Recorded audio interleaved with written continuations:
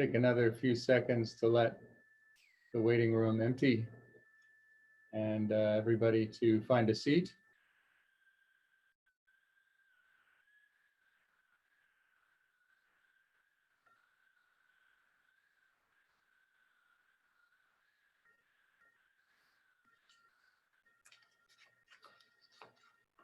So I think we can get underway with the formalities that are my responsibility. Good afternoon, everyone. Pardon me. My name is Jeff Longadoff, and as Executive Director of the Canadian Aeronautics and Space Institute, it's my great pleasure to welcome you to this space exploration session, the 8th event in our ASTRO 2020 virtual series. As many of you will know, the CASI ASTRO 2020 conference originally was to have been held in June this year in Toronto. However, COVID-19 necessitated a change in plan. And of course, we're not alone there. But we have arranged with many of the authors whose abstracts had been accepted into the technical program of the conference to participate in online sessions. These sessions are being run essentially as they would have been during a typical on-site conference. And I think by now, most of us are familiar with this kind of online event. And this will be very similar to the ones that I'm sure you've experienced over the course of the spring and summer. Today's session on space exploration is scheduled for 2 hours, although the actual duration is entirely up to the presenters and to all of you in the audience and the number of questions and comments you have. The moderator today is Frédéric Grandmont from ABB, and I'll tell you something about Fred. He obtained his bachelor in physics from Université du Québec à Trois-Rivières in 1997, and an engineering degree from Université Laval and the University of Alberta in 1999. His PhD thesis on the development of a hyperspectral camera for astronomy earned him the Plaskett Medal for Best PhD Thesis in Canada in Astrophysics in 2007. This medal is administered, I guess, jointly by the Canadian Astronomical Society and the Royal Astronomical Society of Canada. So that's a very significant distinction. After 20 years at ABB, mainly in system engineering, Fred now oversees the technology department and acts as a business development manager for the space and defense system industry in Quebec City. Fred is passionate about space and its use to solve global issues and project us into our future. Fred is joined in this session by Chen from the University of Saskatchewan, Chonggang from York University, Rachael at the University of Calgary, and Rahul Ravin at the University of Alberta. So we've got a lot of academia as part of this session today. And actually, we're kind of going largely across Canada from Quebec City to Calgary. So that's nice. Comments and questions are welcome, and we encourage you to participate. If you have logged in with Zoom, you will see a chat button somewhere on your screen. Click on this feature, type your comment, and direct it to everyone. You can choose to direct it to one person or all. So if it's a comment that you'd like Fred to handle, please click everyone so that all the participants can view your input. As moderator, Fred will direct your comments and questions to the panel. And if he sees there's more than one question or comment about a particular topic, that's something it would be good for Fred to know, because obviously there's some interest in getting an answer or a response to that. Assuming the necessary, and I've covered this before with the panelists, but I just want to let you all know that assuming the necessary permissions are received, CASI will post a video of this space exploration session on our website for the benefit of those who could not attend today's event. Now, that's all for housekeeping announcements from me, and now I would like to hand off to Fred. Fred, the floor is yours. All right. Can everybody hear me? Yep, we can hear you. Okay, great. So it's a pleasure for me to be hosting this session on space exploration. We have a full agenda today with presentation of about 20 minutes each. I'm going to give the speaker a notice after 20 minutes. We want to keep some time for questions. And there will be a slight change in the order of presentation. I will be moving my presentation at the very end of the session. And so moving Rachael and Rahul a little bit ahead. So we're going to kick off things with a presentation by Chen from University of Saskatchewan, who's going to talk to us about the radiation effect in advanced electronics technologies and mitigation techniques. So Chen, the floor is yours. Okay.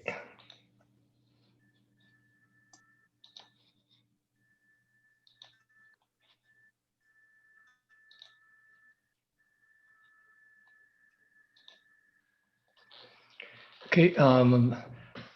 First of all, thanks very much for the organizers and for the to provide the chance to present our research result. Today, basically, my topic is radiation effects and in the advanced electronics technologies and mitigation techniques. Actually, with this work basically is from a group of people, basically include my research group, and also Dave, he's from MDA, and actually also from other collaborators I will introduce later on. So today my talk basically includes an quick introduction to the radiation effects, and then brief introduction of a test facility here at campus. And then there's two major technical parts. One is evaluation of microelectronics for space applications. Basically, this is supported by CSA. I really appreciate that. And also the development of the radiation tolerant circuits with the advanced CMOS technologies. Okay, so I think this conference, I think people are more interested in the radiation effects in the space. So in the space, we have the solar activities, right? And so we're quite familiar with that. And then also the radiation particles also could come from the galactic cosmic rays, right? And that's also, and this kind of cosmic rays, they have a high energy, right? And so that could cause some problems. And relatively, they're constant over the days. And then a unique radiation environment for the satellites and the space stations actually is basically satellite trapped the radiation for the Earth from the solar wind, right? And so basically we have a few zones, and there's a low altitude zone and high altitude zone, right? And so at each zone, the spacecraft will experience a little bit different type of radiation. Also, it's relatively constant, right?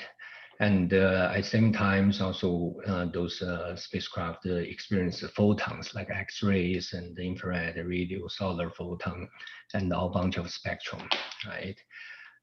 Those are actually the major sources of environment for the spacecraft. Recently, basically from last 20 years, and the ground level radiation actually people start to more and more pay more and more attention. That's more for like commercial ground level applications. And those major ones are neutrons, actually generated by cosmic radiation. And also it varies with altitude, latitude, and to a less extended, right, with longitude. So those ones actually more worry about those commercial applications at the ground, okay? And another one at the ground level actually is the alpha particles. And this one is more like related to the contaminations. Because, for example, the silicon materials, right? And they cannot really make them 100% purified, right? And so they always have a different type of the those kind of impurities, and they give the radiation particles to the transistors in the IC. Okay, After briefly introduced the radiation environment, and then I just quickly introduced radiation facilities at the University of Saskatchewan. First of all, we have a couple of cobalt-60 sources for the total dose testing, and we have actually there's two chambers. One is a fairly low dose rate, and then is a fairly high dose rate. And so we can use those ones for total dose testing. And we have used them for quite a few test campaigns for different companies. And we also have a customer basically is a dedicated custom designed alpha source. So this alpha source is the good feature actually is they have a very nice uniformity. So we can put it directly on the chip die, and so that it can generate the single event upset. And so this source is more like for commercial testing. For example, especially at ground level, they need to look at the alpha, exactly for alpha source, right? And so they can provide the generate upset, and we can observe the upset rate, because we know that this flux of this one, and so we can have very good estimation. And we also have the simulation space chamber, and they can use for the different temperature and the vacuum condition for the testing. And the last one actually is that I want to mention is we have dedicated laser facility. The reason for laser facility actually is that because if you do radiation testing, single event testing at accelerators is quite costly, right, and limited access. So we developed this the laser. The laser's good part actually is that they can generate the charges, and once the charge is absorbed by the transistors, right, and then they have the similar effect as the ions generate the single event effect. And also the good part of laser is that you can focus, right, and you can control the time and the timing and the location. So it's very good debugging tools. So we can generate a single photon, and also we can generate a 2 photon. So it's quite capable. Give a picture, actually, for example, this is the one of the product die and the board, and you can see that the laser can shoot it into the chip and to generate upset. And this is one of the prototype board we used. And this is one, I will not give some details. Basically, this is one of the PLL chip. And you can see that under the microscope, we can define the zones to define that which part is more sensitive. And then we can also evaluate, right, why that is sensitive, and then that's actually very helpful. Another one actually is that this laser is widely used to check the single event line chop, because the line chop is a serious issue in space applications, right? And so use a laser, we can quickly identify the location, and then we go back to schematic and we find out the reason. So it has been used also for many companies for this purpose.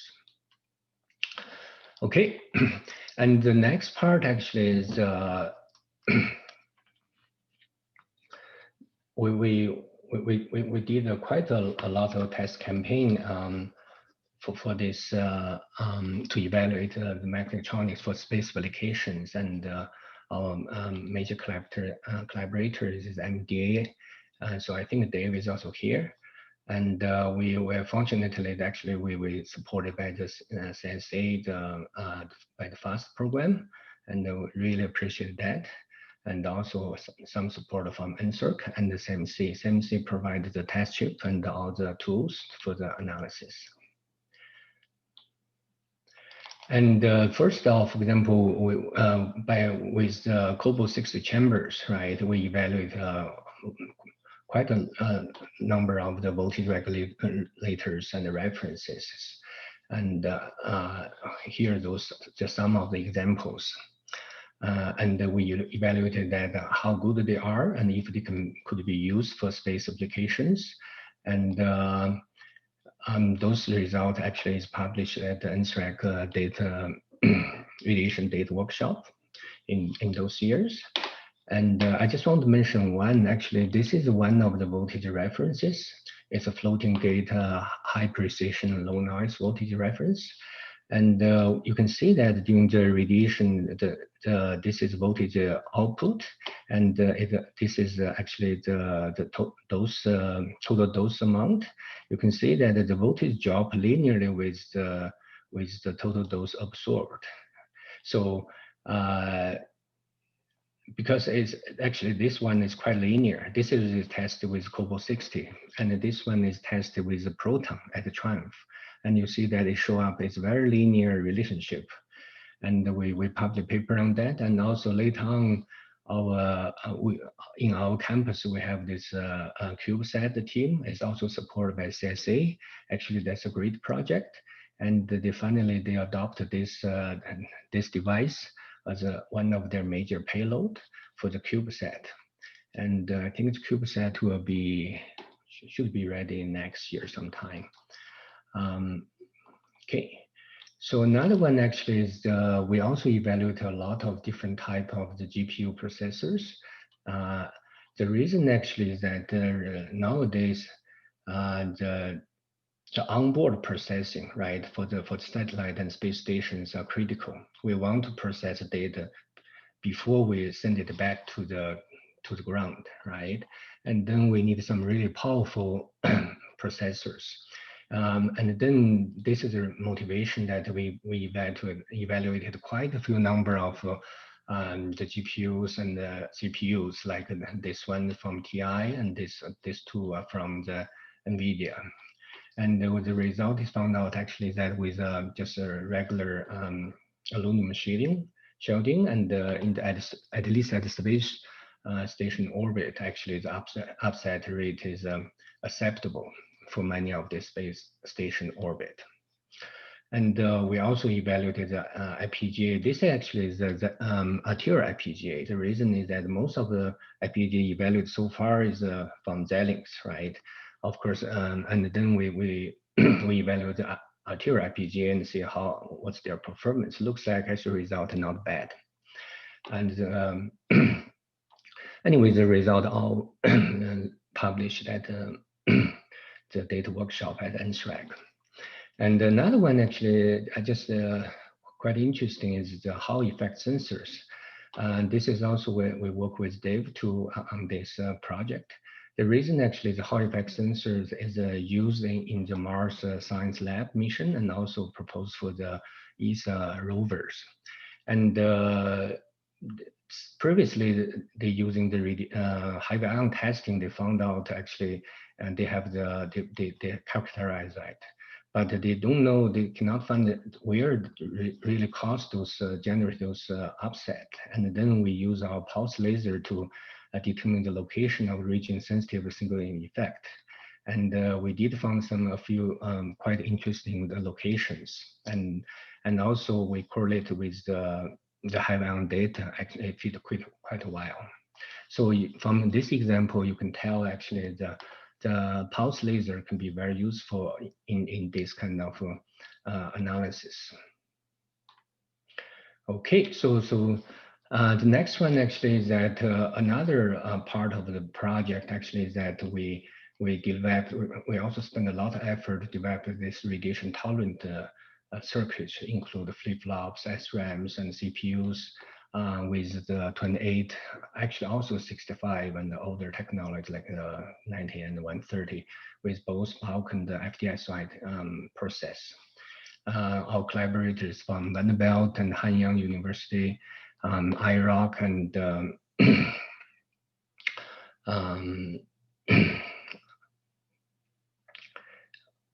yeah, and the sponsors actually, we thank from NSERC and Cisco and the ESA. All of them, they provide the funding and to support the design testing, and CMC provide the test chip and the simulation tools and fabrication servers, and actually it's very useful.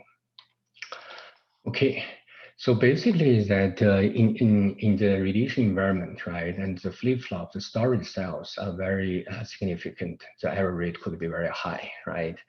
And and then it's very useful basically to develop those kind of radiation tolerant flip-flops. Basically, that is not only for the space, but also for ground applications. And then we developed quite a few test chips and on those technologies. And then the results here, basically a summary, right? It's a hardened flip-flops, right? In the 28 and 65 can have a threshold LET larger than 37. And if in this field, you know that 37 LET, if there's no upset at this level, and then the electronics could be used in most of the space orbit, right? And also we found out actually the hardened flip-flop in 28 FDSOI can have a threshold larger than 100. Actually, that's quite significant. It basically means that it's immune to most of the space applications, not only related to the Earth, right? And also we found out that the soft error rate of 28 FDSOI process is 100 smaller compared to the bulk in 28 nanometer. So basically means that the 28 FDSOI process actually is a very good candidate for space and also for ground applications. And here, just a simple example, it shows that one of the results, you can see that we did this purple curve actually is a 16 nanometer FinFET, and this one is a 20 nanometer bulk, and this is a 28 bulk cross section, and this one is the 28 nanometer FDSOI technology. The software rate, actually, you can see that the software rate of 28 FDSOI compared to 28 bulk is about 2 orders difference in terms of software error rate. And the software rate actually is close to the 16 nanometer FinFET. And also it has a higher threshold. It actually stops around here. This is non-hardened flip-flops, so it's quite significant. We also have some other hardened one. I didn't show it here due to the time limit. And you can see that the 28 FDSOI, the software rate, the cross section, there's no upset until 100 LET. That's a hardened one. Okay, so that's very, very impressive. And also we designed quite a few other test chips based on, and for example, one test chip is that we try to check to measure the single event transient pulse width. The reason actually is that because we need to know the single event and generate the pulse width so that we can develop the appropriate mitigation techniques, right? And so this test chip, because the pulse width is very short, and in this technology actually is less than 100 picosecond. So this on-chip measurement has to be very accurate. So this is we put a lot of different gate like from the library, and we try to monitor the pulse width with the testing circuitry. And here anyway, probably I won't spend too much time on that. Basically, there's some circuitry and then the configuration and the report. And this one just a different type of the testing circuitry, and we evaluate different type of the pulse measurement circuits. The feature is on chip, right? We want, because pulse width is so short, we have to do it on chip so that we can measure it correctly. And you can see that I just want to mention this one is the most advanced technique now, and the resolution can go down to a few picoseconds, around 10 picoseconds.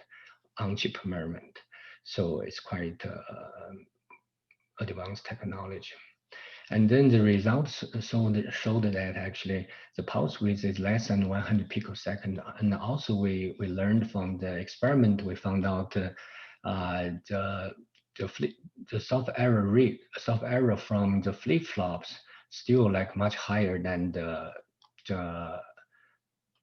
error from the logical gates. So that's also so it's very interesting result.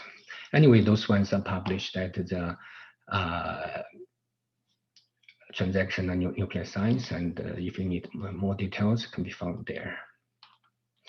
And the last one, I just want to have a quick introduction, is that we have studied the those circuitry, right? And then we try to come up to test some more complex circuitry like the cores, right? And so we implement 5 ARM core into one test chip, and then let them share the SRAM. This is hardened SRAM. The project is that we put one reference core that's non-hardened, and then those cores are hardened at different level, and then we try to evaluate the approaches, hardened approaches, if they are effective and how effective they are. And then anyway, there are some details. And we found out actually if non-hardened core and the flip-flops, right? And this is the blue one is flip-flops. Those ones are the basically the dominant error source.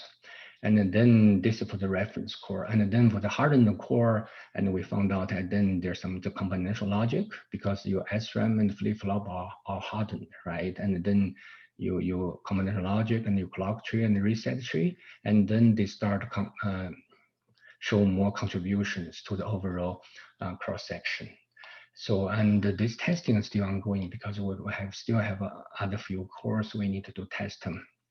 I think that's it. Yeah, because due to time limit, I run it a little bit faster. Hopefully, it won't take too long. Yeah, thank you.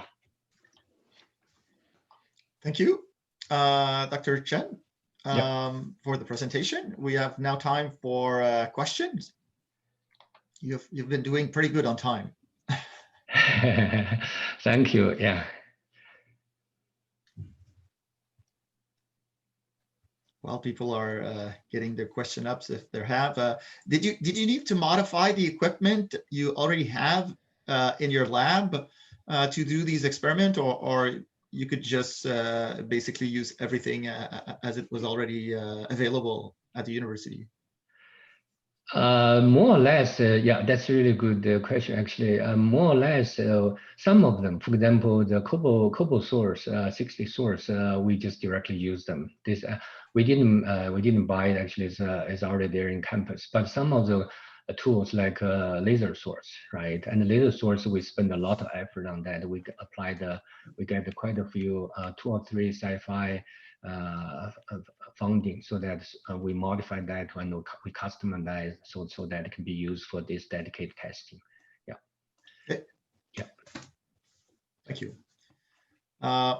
I'm gonna look to the chat for any other questions. I think this will be it. So thanks a lot for presenting again. Oh, okay. Yeah, thank you. There is a question that just came up on the chat.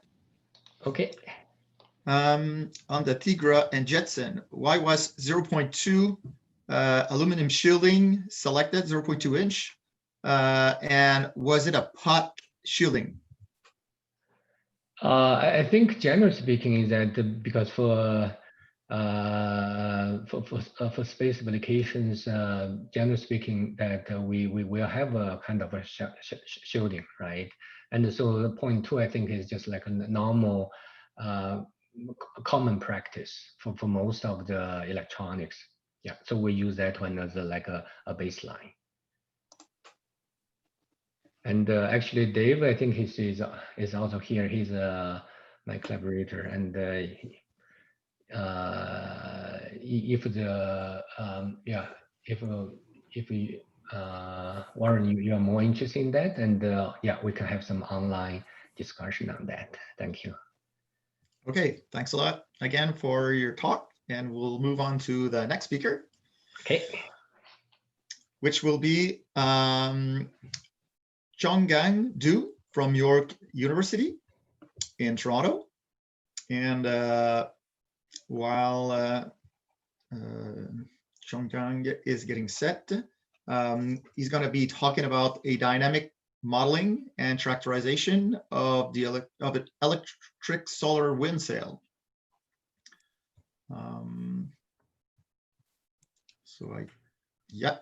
He's getting connected. Okay, can everyone see my screen? Yes, it's working fine.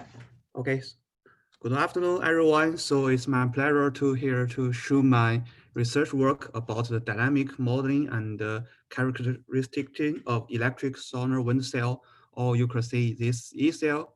So I'm Chonggang from the Department of Earth and Space Science and Engineering of York University, and my supervisor is Professor George Zhu. And so because the limitation of the presentation, so today I will give a brief introduction of my previous research work published in the ASTRO Astronautic. So if you are interested in this work, so you can see my full detailed paper. So first, I will introduce this concept. So most people may familiar with the popular solar wind sail. So the e-sail is similar to the solar sail. The only difference is that the solar sail uses the solar wind proton energy, but the e-sail uses the electric proton force. So here is the concept of the e-sail. The e-sail is a design that constant of the central spacecraft connected with the non and thin tethers with the remote unit at the tip of each tethers. And the remote units are connected with the non-conductive tethers to prevent the main tether from collision with each other. So the main tethers was deployed by the spin central spacecraft and positive charged by the onboard source on the central spacecraft. So the charged main tether will produce the electric field that repels the electrons from the solar wind and then produce the thrust.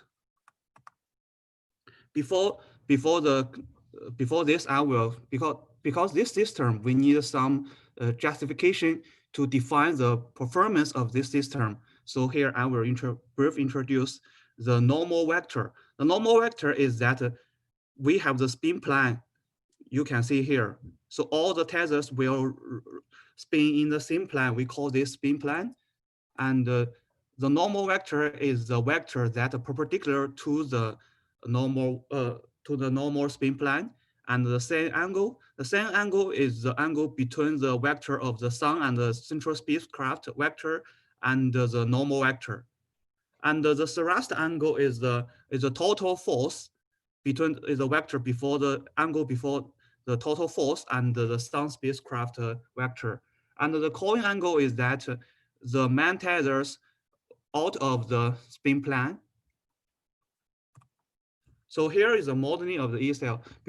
So here the tethers are described by the nodal position finite element method. Let T and U be the kinetic and the strain energy of the tether element. It's here. So we can apply the Lagrange equation of the second CAD. Yes, the description equation motion of the tether as this.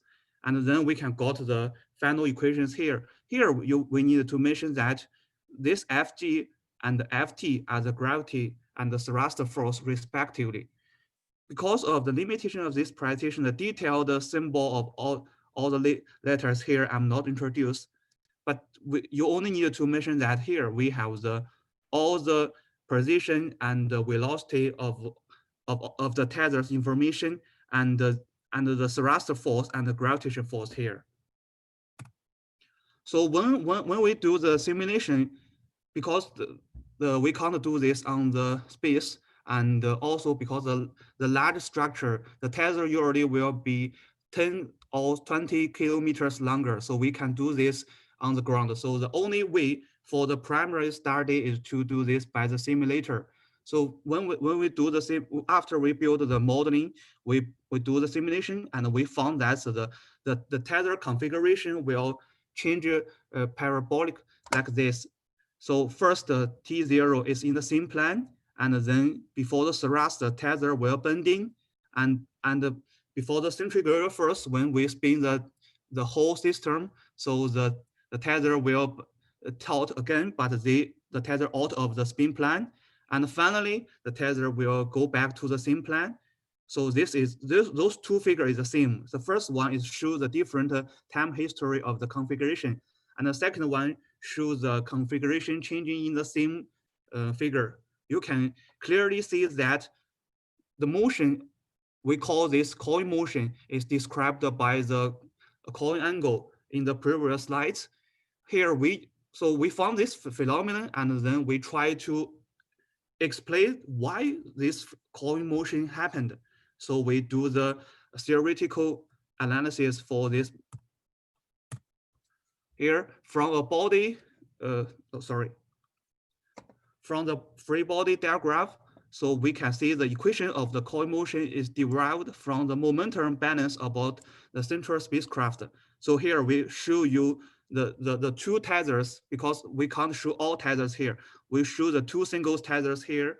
If you see the figure 3, you will see that if the main tether is moving out of the spin plane, there will be a centrifugal force torque produced, a torque caused by the centrifugal force to pull the tether back to the spin plane, and the thrust force here will pull the tether out of the spin plane. So we think if the both torque will be the same, so that will be a balance. So we use the momentum balance theory. We got this equation, and then we found that the beta, or the coil angle, is very small, no more than 5 degrees. So we can do this assumption. So the cosine beta equals to 0 or 1, and the sine beta equals beta. Therefore, we can simplify the equations like this. And finally, so we found that the motion is a harmonic. So we got the angular frequency of the coil motion as this. So based on this equation, we found that the angular frequency of the coil motion depends on the spin rate of the ACL. So it's omega. So the mass of the remote units, that's mr, and the mass of the main and the auxiliary tethers is ma and mt, and the resistance tensions and the length of the main tether.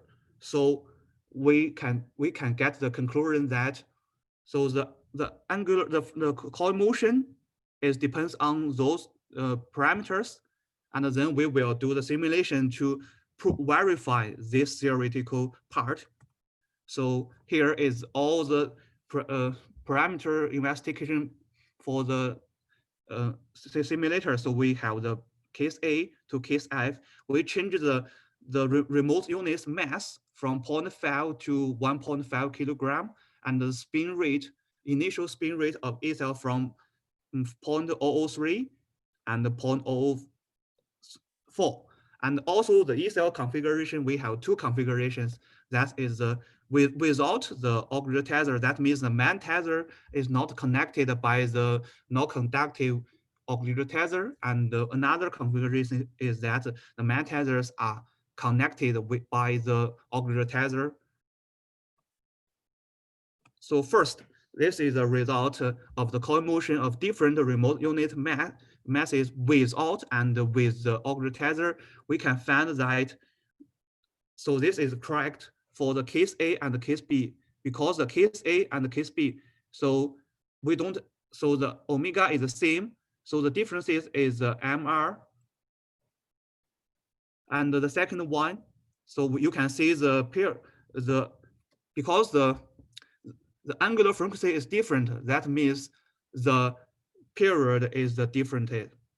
Here is the time history of the coil motion of different initial spin rates without and with the auxiliary tether. So we can get the similar conclusion that based on the formula for this formula,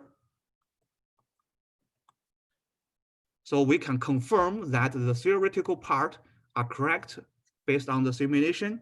And then we are, because the E cell is only for the ground experiment, so people give the different formulas for the thrust force per unit length acting on the metazers.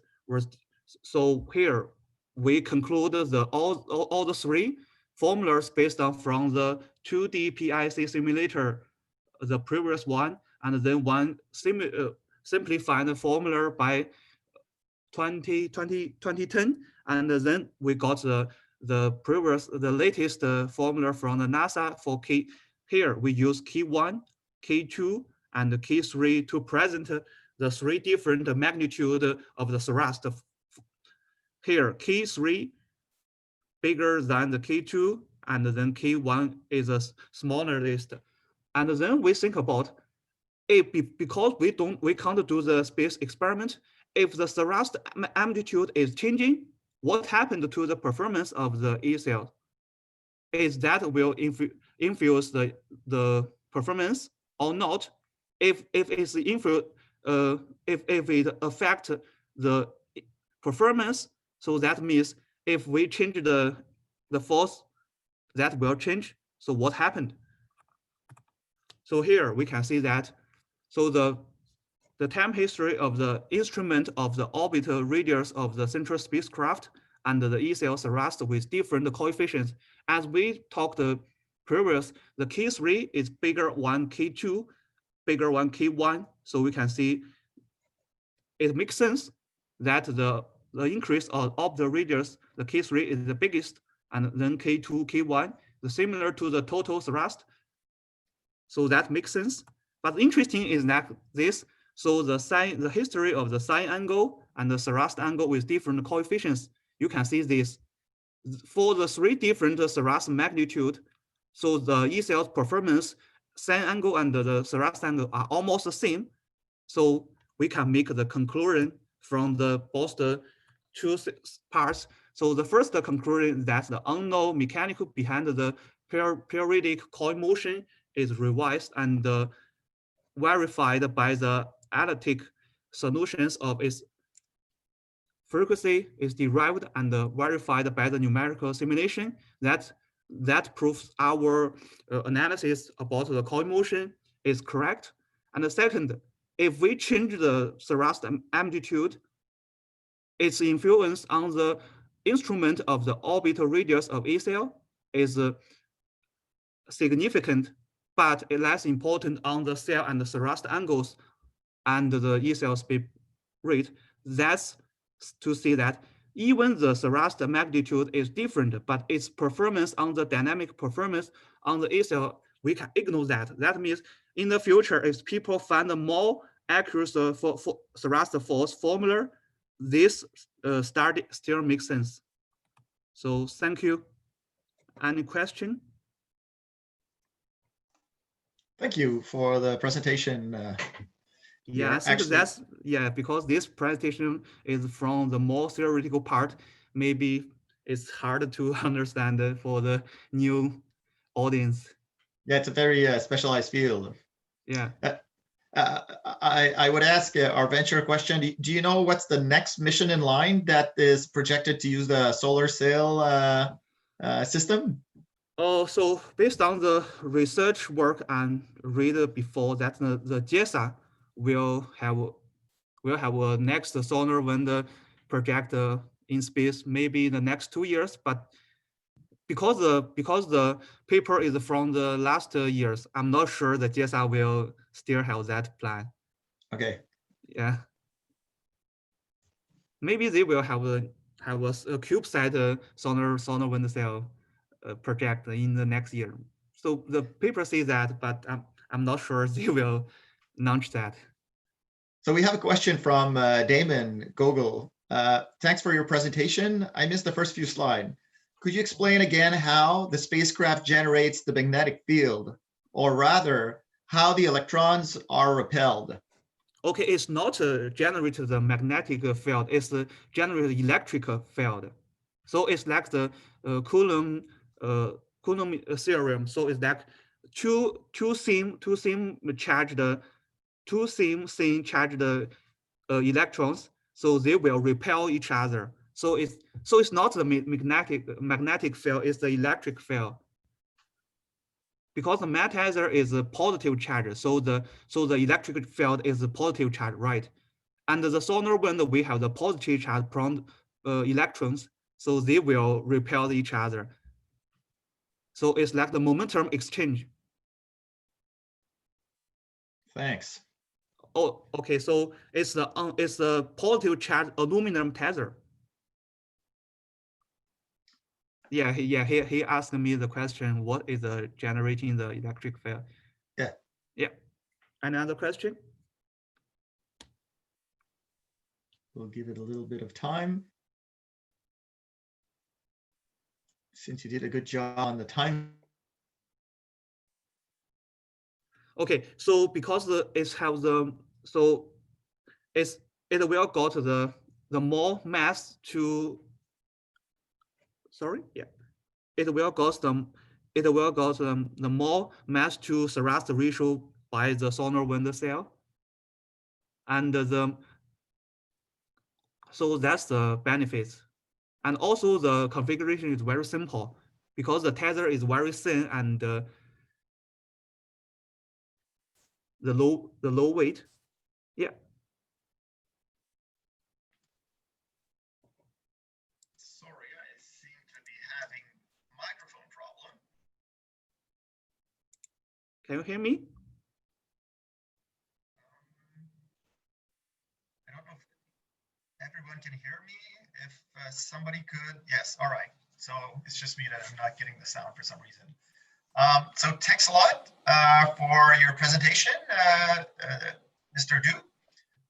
We're now going to move on to the next speaker, Rachael from the University of Calgary, who's going to be presenting key considerations for a surgical spacecraft robot. So Great. probably some connection with the Canadarm or related technology, I'm guessing. All right, the floor is yours. Okay, thanks a lot, Fred, for the introduction, and thanks to CASI for having me here today. I'm really excited to talk to you about what we're doing here at the University of Calgary. And we've been thinking very seriously about robotic solutions, providing expert surgical management for life-threatening scenarios in space since about 2016. And obviously this is a very big project and I only have time to share a few details of our still evolving high-level system design. So my focus for today is mostly going to be on giving you some background information, on briefly introducing the viable control system architectures, and then discussing some of the preliminary data that we have collected. So before I get started, I'd like to introduce just a portion of our Robot-Assisted Space Telemetry, or RAST team, because it helps contextualize the rest of the presentation. So as I mentioned, we're primarily based at the University of Calgary, where we have both an engineering group and a medical group, of which a large part is something called Project NeuroArm. So these are the people who've contributed to the project facets that I'm discussing today, though we also have subgroups that have produced a delay emulator and some novel robotic tools. Additionally, we have fantastic collaborators at the Max Planck Institute for Intelligent Systems in Stuttgart, Germany.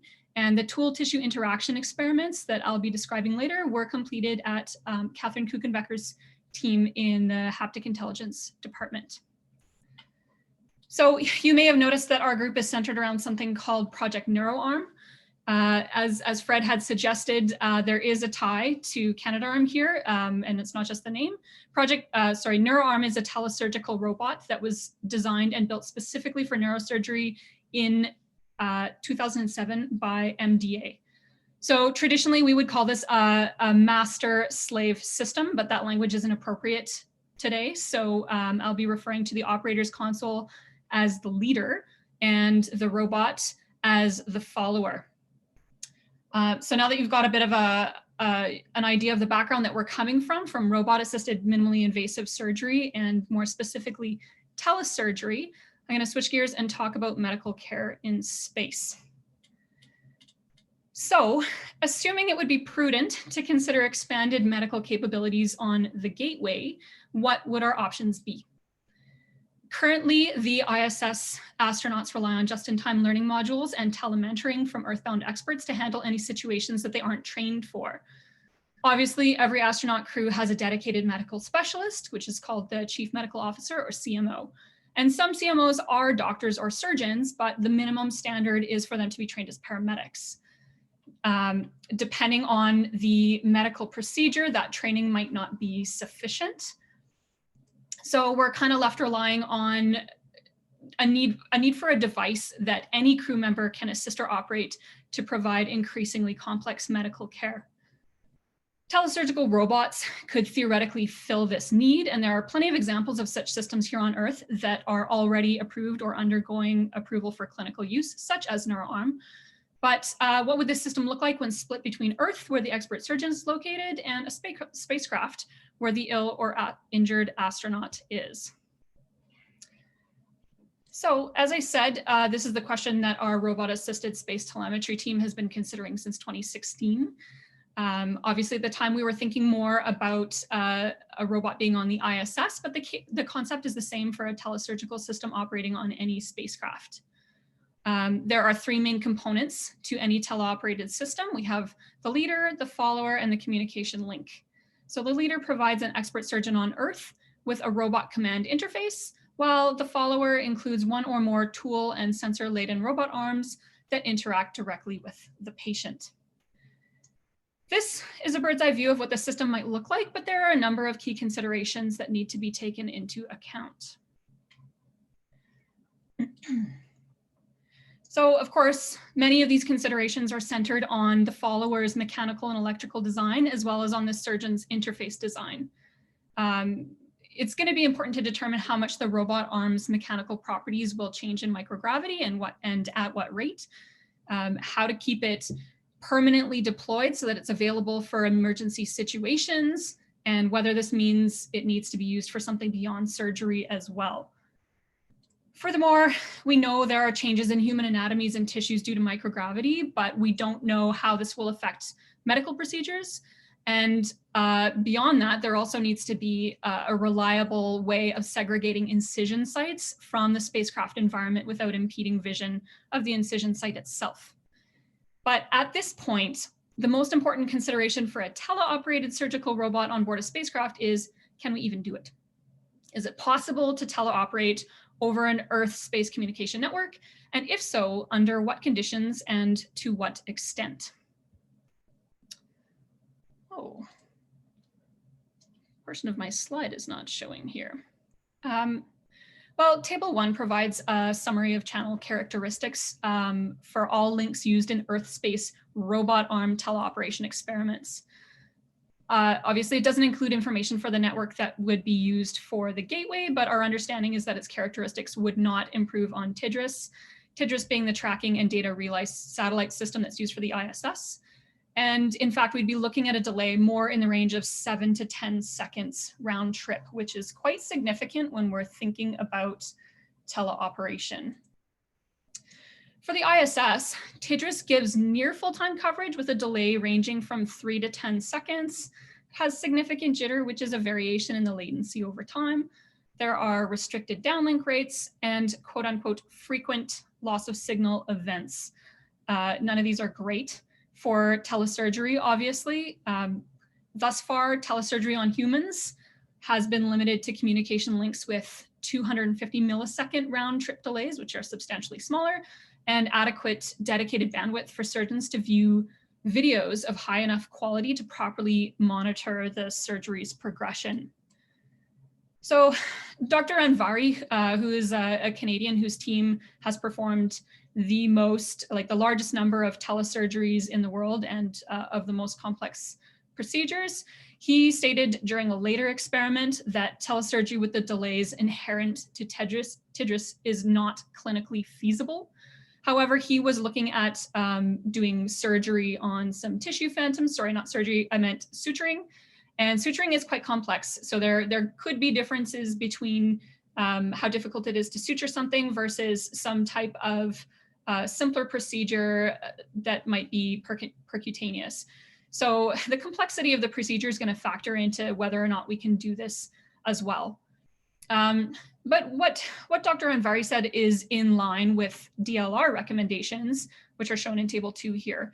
And they recommend the use of alternative control architectures, namely supervisory control and something called model-mediated teleoperation when you have latencies that are inherent to TDRS and probably to the gateway's communication network as well, and autonomy for anything above that.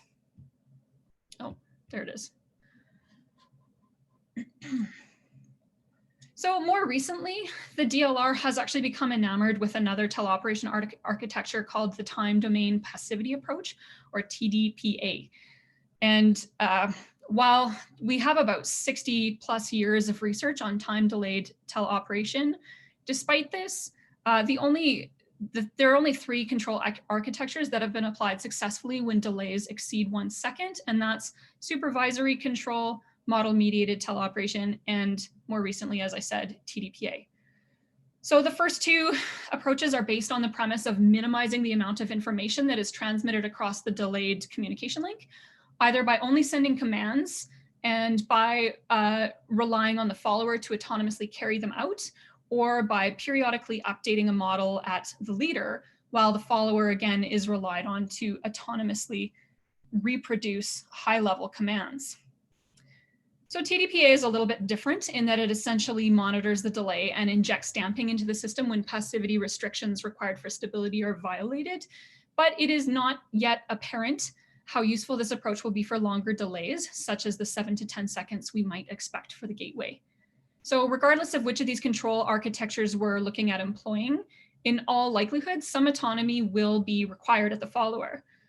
The question is how much, and can it be trusted for safety critical surgical procedures? So as it turns out, commercial surgical robots with varying degrees of autonomy are already in use clinically, though to our knowledge, the CyberKnife is the only system that both positions itself and operates its tools autonomously. All of these robots operate within a supervisory control paradigm where surgeons predetermine a computerized surgical plan that the robots carry out under direct surgeon supervision. So there are examples existing in industry for us to draw on, but we'd be extending the concept to a scenario where the surgical plan is transmitted across an Earth-space communication link, where the system will not be physically, or in all likelihood, will not be physically supervised by a trained surgeon, and where robot commands could only be intermittently updated. Obviously, this means that the follower in our proposed system will require even more intelligence than existing systems in order to carry out complex tool tissue interactions autonomously. Unfortunately, there are no examples of this kind of intelligent agent in the medical sector and no standard practices for validation or verification. While much work has been completed in safety critical areas such as aviation, rail transport, and self-driving cars, these solutions are purpose-made for specific scenarios and can't realistically be compared or translated to surgical applications. Furthermore, there are no benchmarks for robot autonomy or, for that matter, even for control systems, and especially not in a surgical context. So we propose borrowing an evaluation framework from the drone industry and adapting it for surgery. And here we can rate scenarios according to the communication channel characteristics, the procedural complexity, and the anatomical structures interacted with, or which are nearby, and how crucial they are, in order to help determine how much autonomy is required for a specific scenario and to fairly compare the performance of different intelligent agents acting in similar scenarios. Clearly, more autonomy will be required as at the follower for some surgical procedures than for others. And NASA provides a short list, or provided several years ago, a short list of what they consider most likely mission critical injuries or illnesses. And we selected pneumothoraces, which the singular is pneumothorax, as the most important emergent condition that could most easily be handled semi-autonomously by a robot. So I'm going to talk about this condition and its treatment for the next few slides. And so if you're a little bit squeamish, then you have been warned. So a pneumothorax is a situation where air is introduced between the pleural membranes You have two of them in your body. You have one that lines the inside of your chest cavity and one that lines the outside of your lungs. So this condition can occur due to illness, but more likely for an astronaut would be it occurring due to blunt trauma. So the same condition is referred to as a hemothorax or as a pneumohemothorax when blood is the primary or secondary fluid present in the pleural cavity. Under some circumstances, this can be a life-threatening condition that needs to be stabilized within minutes. And to treat this condition, a chest tube is inserted into the pocket of fluid so that it can be drained. There are three main ways of doing this, but the only one that's realistically feasible for a robot is called the trocar method. And I'm not going to give you too many details about that, but feel free to ask me later about it if you'd like. So regardless of which method you're using to insert a chest tube into someone's chest, the complications of tube thoracostomy, which is the other way of saying chest tube insertions, there are four main complications. So insertional, which involves putting it in the wrong spot or damaging non-target tissues. You could be putting in a chest tube that doesn't drain or doesn't drain enough. If you're looking at a viscous fluid like blood or pus, your chest tube could get infected, or the chest tube could come out and have to be reinserted. Now, obviously, the one that's immediately of concern for astronauts would be insertional complications, because actually fatalities do occasionally occur when non-target tissues are perforated. So the question is, can a surgical robot do this safely? And we think it can. Synthesizing all of these considerations together, we've produced a high-level design for what a surgical spacecraft robot might look like, and more specifically, one that could potentially be used in conjunction with sliding autonomy scheme that ranges from pure teleoperation for straightforward procedures or when communication links will support it, all the way to a supervisory control scheme that relies on significant follower intelligence and equips it for it. So at the leader, a surgeon interacts with a haptic interface that controls proxy robot arms that interact with a patient model, whether in a realistic phantom tissue scenario or in some form of cross-reality environment such as AR or VR. Pardon me. We know from the DLR's Rotex experiments in 1993 that dexterous manipulations can be performed at the follower when it is highly sensorized. And for a trocar chest tube insertion, we're investigating the use of 1 or 2 robot arms with a variety of sensors. And we're specifically considering a scenario where, one arm controls the surgical tools while another provides image guidance capability via ultrasound. So coming back to the trocar chest tube insertion itself, we're most concerned about insertional complications because they can be fatal. Our follower needs the right sensors to recognize when it has punctured through the pleural membrane lining a patient's chest cavity, enabling it to stop before accidental perforation of non-target tissues. So to this effect, we designed a device to help collect this information. We used a 1 degree of freedom linear stage that is laden with a 6-DOF force torque sensor, a 3-DOF accelerometer, and medical syringes with needles of various gauges. We inserted these tools into pork ribs, which are commonly used for chest tube insertion training, and captured videos at 30 to 60 frames per second of the contact and puncture events during tool tissue interactions. The system also includes a push button for operators to manually label these events, meaning that the resulting data not only gives us an idea of which sensors provide enough information to recognize events and what their specifications need to be, but also allows for the use of supervised machine learning techniques when we look at next steps, being training an intelligent agent to recognize the events itself. So we started out with manual insertions, and as you might imagine, they aren't particularly useful for training an intelligent agent since, or at least not easily, since every insertion profile is very unique. What is important to note here, though, is that the puncture events, which produce the highest risk to the patients, are marked by recognizable changes in both force sensor and accelerometer data. So you can see we've got a little blip here on the accelerometer right at the puncture event. And also we have a maximum force on the force sensor that rapidly drops as the tool punctures through. We also looked at automated tool insertions where the linear stage is programmed to reproduce the exact same motion profiles for each insertion.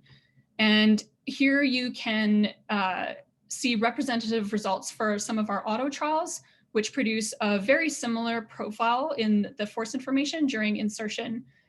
So you can also see some steering effects from the bevel tip of the needle, where initial entry produces a slight downward deflection, which is quite well known in this area.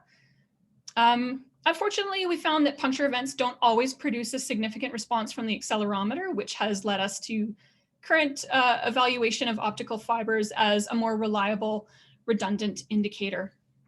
So these are very exciting trials for a lot of reasons, partly because it's helping us figure out what the system level design is going to look like for this robot, but also because there is very, very little information on pleural membranes available in the literature. So anything that we're able to come up with here could also be used to develop new tissue phantoms for training surgeons that won't degrade as rapidly as pork or lamb ribs. So I'd like to just quickly mention our funders and ask if there are any questions. I've put my email address up here in case we don't have time to answer your questions, or if you want to provide some extra feedback or join the conversation on what we're doing here. Thanks a lot. This was very interesting and very timely as well. So we already have a question from the audience. And the question is from Lee Chen. Can you predict the feasibility of the operation on the moon or even Mars? That's a good question.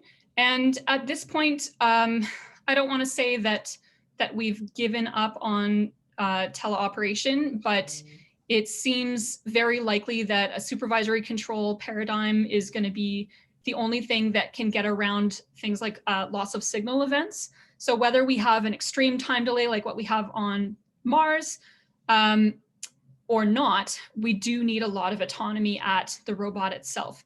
So what we have been seeing, and this is informal results, so I can't show you ANOVA results from it just yet, but what we're seeing is that obviously computerized sensors and a system that's based on computer information is much more able to recognize the puncture events than a human is. So currently it's hard to get complication statistics because every hospital has different publishing schedules, but a recent study here at the University of Calgary was showing that complication rates are at about 45+% for humans doing chest tube insertions. Obviously, not all of those are insertional complications, but the reality is that a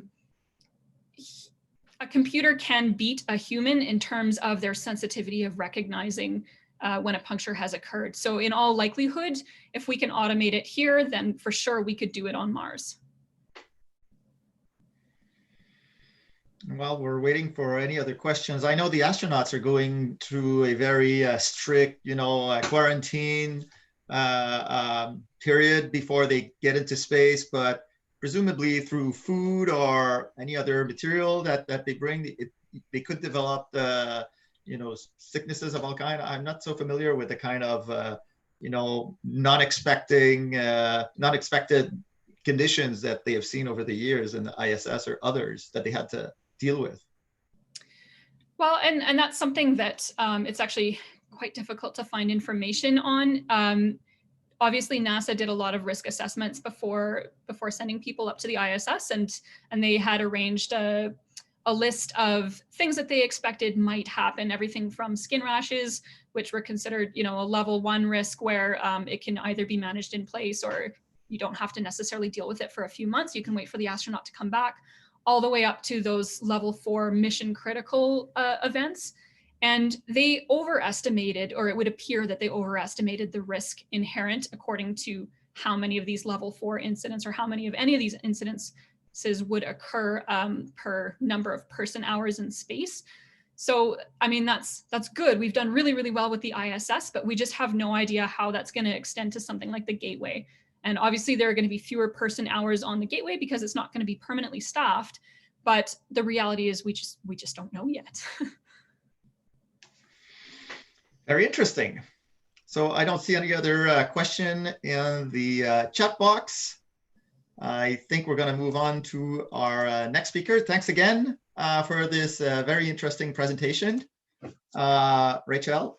And we are going to move to Rahul Ravin from Alberta as well, from University of Alberta, which I had the pleasure to attend in the past.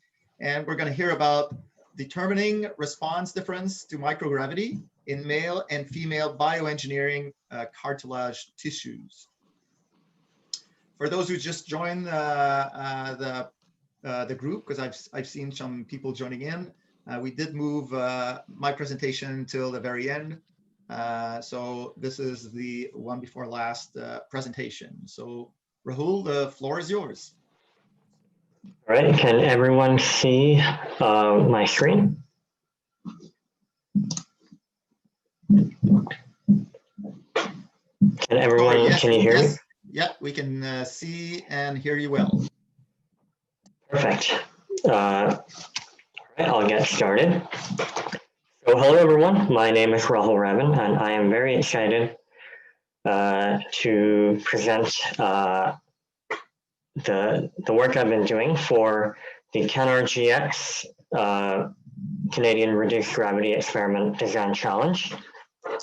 I am a graduate from the University of Alberta, and I'm currently a graduate student at the University of Toronto. But the work I'll be presenting is being done at the University of Alberta by the student group called the Space Design Group. And the title of my talk is determining the response differences of microgravity to microgravity of male and female bioengineered cartilage tissue. So this work is being done, as I mentioned, for the CanRGX Student Design Challenge that's being hosted by SEDS Canada and the National Research Council.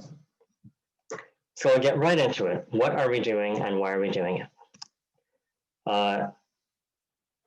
Long duration spaceflight affects the human body in very aggressive and subtle ways.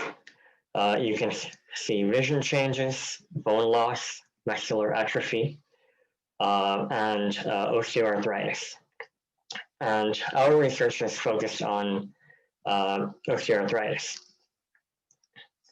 So what I'll be doing here is I'll present the experimental design for the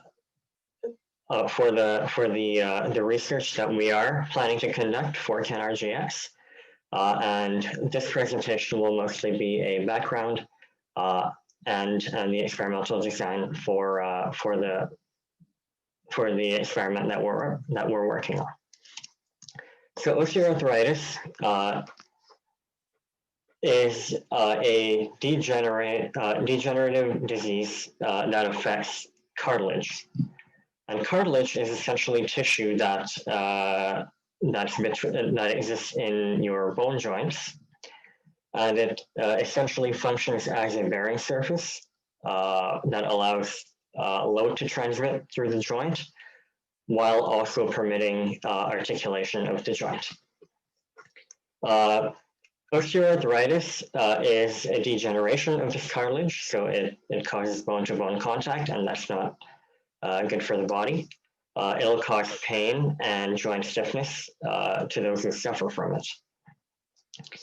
And looking at the causes of osteoarthritis is important because 1 in 6 Canadians are affected.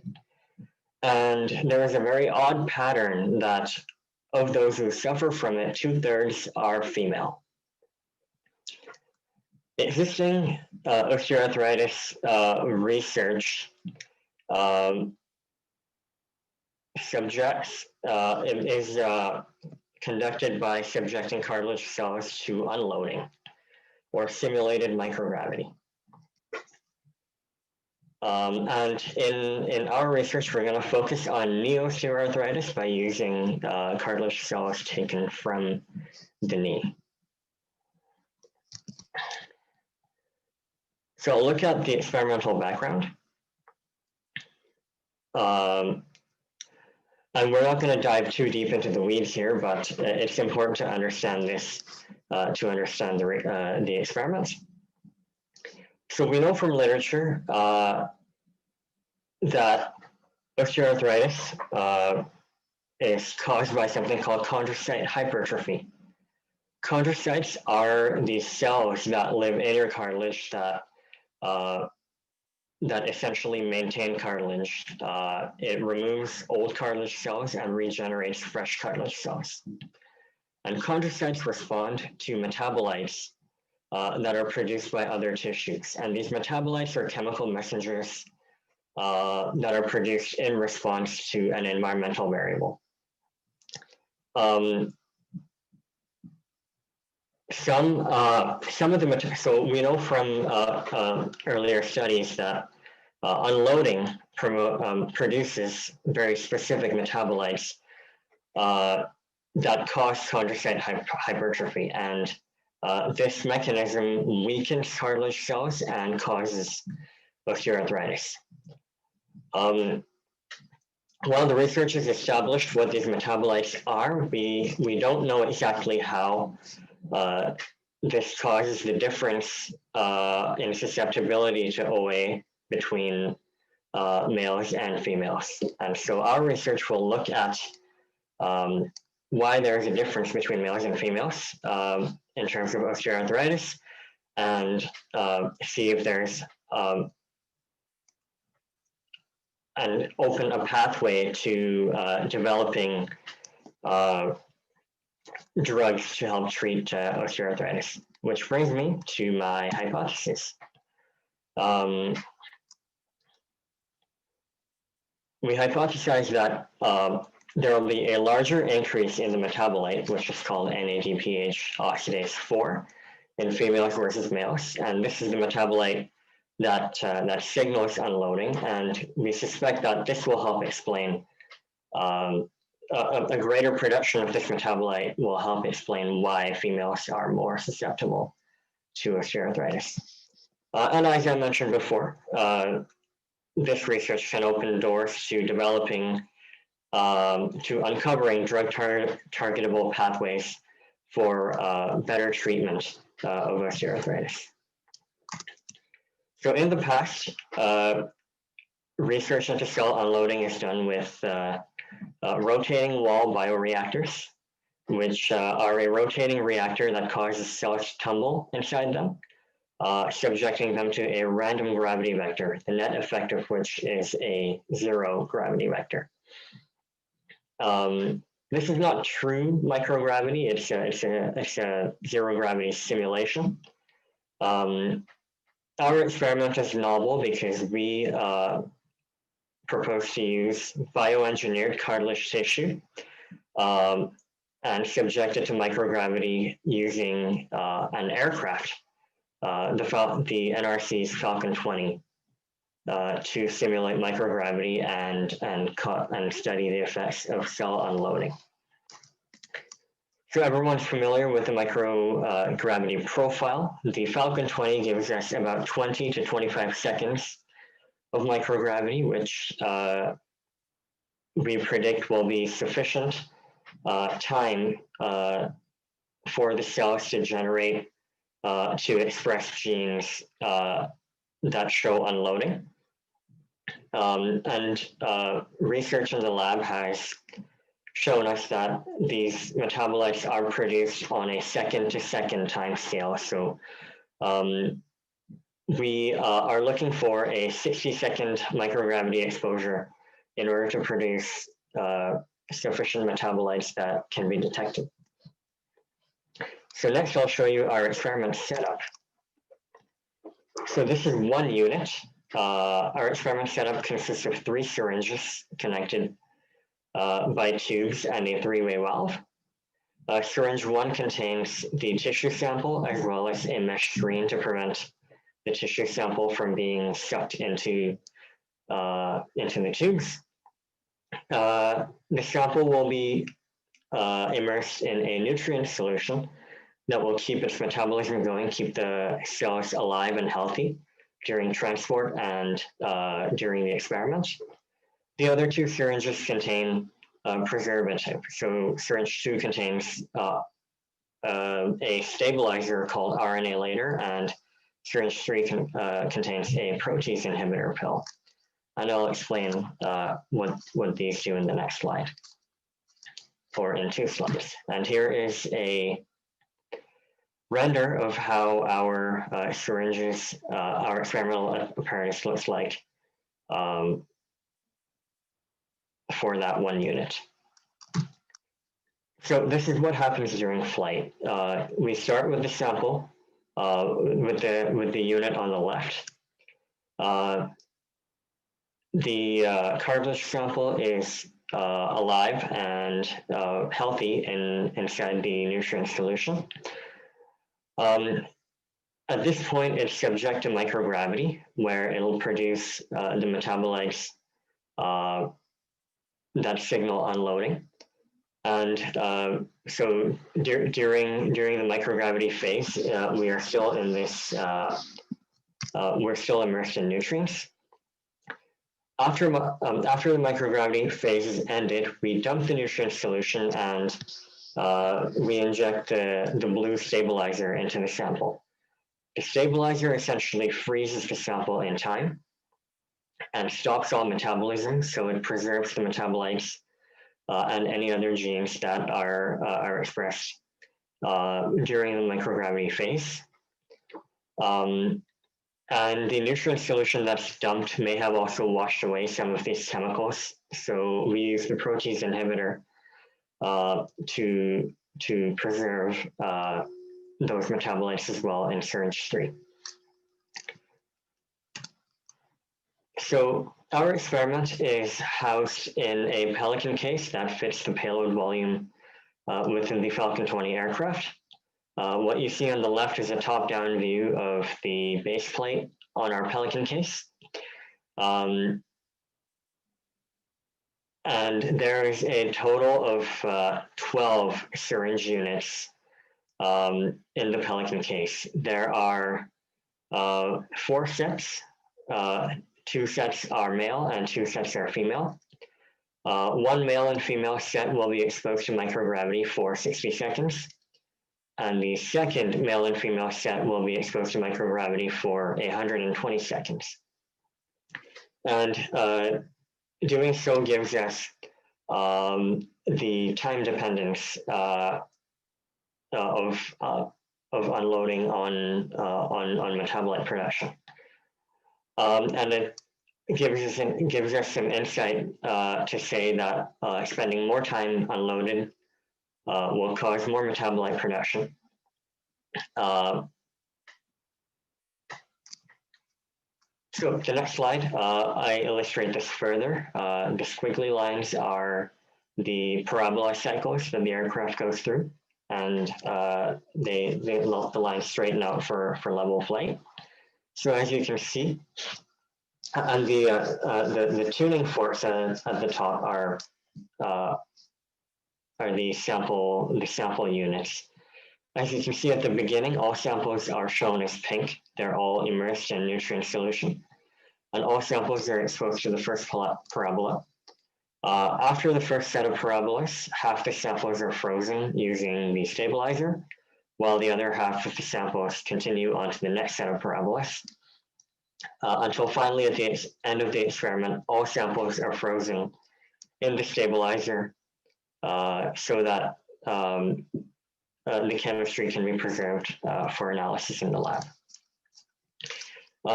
So the data that we're looking for, we expect to look like this. This is a very simplified representation of what we expect to see. We want 4 sets of data points. The samples that experience 1 minute of microgravity will express a lower concentration of metabolites, whereas the samples that experience 2 minutes of microgravity will show a higher concentration of metabolites. And we also expect to see that there will be a higher concentration in the female cells compared to the male cells. At this point, after the flights, the samples will be tested in a laboratory using gene sequencing to extract the relative concentrations of metabolites, and this data will be examined to see whether our hypothesis is correct and whether the female cells show a difference compared to the male cells. Now, diving into the system engineering a little bit, our apparatus is largely manually controlled. There's a human in the loop. However, we plan to automate some parts of the experiment design. Before flight and during the parabolas, the samples have to be maintained at a healthy temperature for normal metabolism. And we plan to do this with a closed loop heating circuit. We'll have a thermistor measuring temperature and heaters attached to each of the sample syringes to maintain them at a normal human body temperature of 37 degrees Celsius. This is expected to be the only power consumption for our experiment.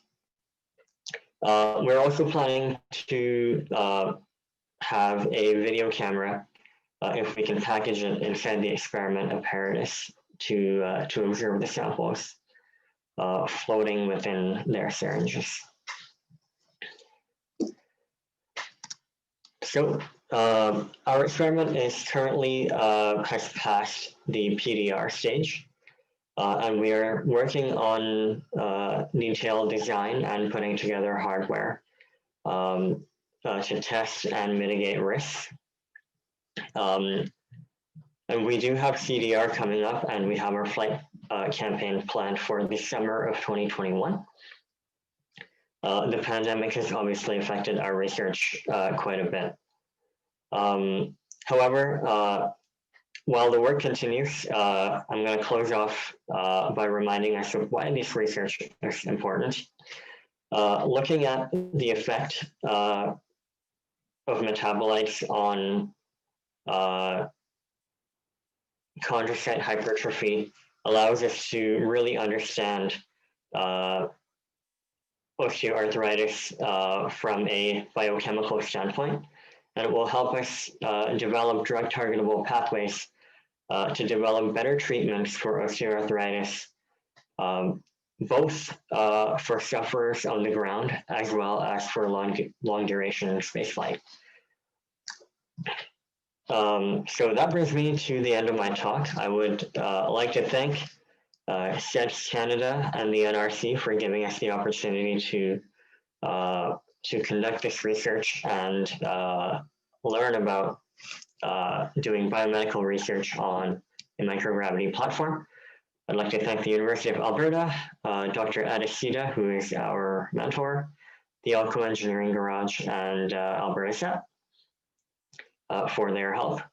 And here's a full list of group members on this slide and contact information. And now I will take questions. All right. Thanks a lot, Ravin. It's very informative talk. It really gives us a sense of a research area that is closely connected to civilian priorities and how space directly impacts people's life when they get old. So I really appreciated that. We have time for questions. Please feel free to post them in the chat window, and we will make sure we read it out loud and such that everybody can get it.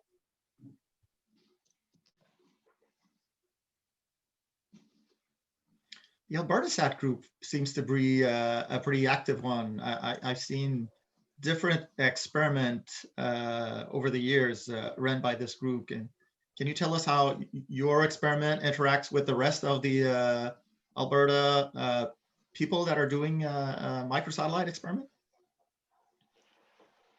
So I can't exactly comment on the work that AlbertaSat's doing at the moment. I believe, and I may be wrong, they're looking at Earth observation at this time. But we do have a big push at the University of Alberta to build up our aerospace community and really diversify research. So our group is one arm of that. We're looking at the biomedical side of things. We've got a robotics group that came up in the last 2 years, a rover group, as well as, of course, Alberta. So we're all attacking space problems from different angles, but it's all one big community. And you have time, do you have like a forum where you can exchange together, or is it pretty independent research group attached to different departments of the university? So we are really actively trying to bring it together as a forum. Like we have a group called ISET, and we're trying to combine all of these splinter groups under that one ISET umbrella. And a couple of years ago, we hosted the Ascension Student Space Conference. That's usually hosted by SEDS. We hosted that conference at the University of Alberta in Edmonton in an attempt to bring all the groups together, but that is still work in progress. Very good. It's very cool to see a university getting pretty active in the field. It's sometimes the space sector is somewhat inaccessible from the students' perspective because of just the cost and everything that's involved. But I think the new realm of, you know, space access with small experiment and those CubeSats is certainly bridging the gap between what we see in industry and the kind of training that what people do in universities. So that I think that's really great. That's great. And we're trying to show that we have an interest out west for doing space projects. Great. So congratulations on your work. It's very good. Thank you. I think we'll move on to my presentation. I haven't seen any other questions in the chat. Thanks a lot again, Rahul. So I am going to share my screen.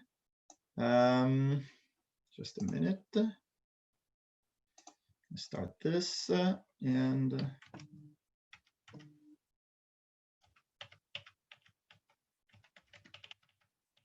take long.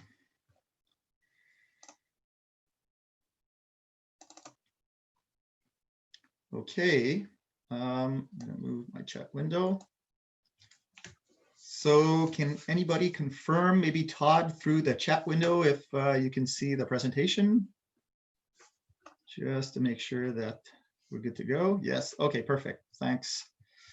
So I'm gonna we're gonna shift gear a little bit, and I'm gonna talk about ALEXIS, some design work that has been going on with collaborators from University of Winnipeg and University of New Brunswick on spectrometer technology to be deployed on the moon surface. So this work was supported by the Canadian Space Agency through the funding related to the LEAP program. So just gonna change slides, see if it works. All right. Okay, so our effort sort of percolates from the identified priorities set forth by NASA. Whoops, just a second. I'm wondering if this is, okay.